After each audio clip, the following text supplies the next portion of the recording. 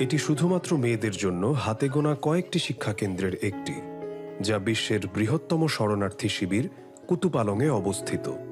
এর সহপ্রতিষ্ঠাতা Dyna Santana Perez. নিরাপত্তার উদ্বেগ এবং সাংস্কৃতিক প্রথার কারণে রোহিঙ্গা পরিবারগুলো প্রায়শই তাদের কিশোরী মেয়েদের স্কুলে পাঠাতে চায় না। আপনি দেখবেন ওরা শিক্ষাকেন্দ্র থেকে হঠাৎ উধাও হয়ে যাচ্ছে এবং এর কারণটাও সবাই জানে। তাদের ঋতুস্রাব শুরু হয়েছে এবং তখন থেকেই তাদের বাড়িতে আটকে রাখা হয়। তাই আমরা এই হারিয়ে যাওয়া মেয়েদের খুঁজে বের করার চেষ্টা করছি। শিক্ষার পাশাপাশি মেয়েরা এখানে নিজেদের পক্ষে কথা বলতে শেখে।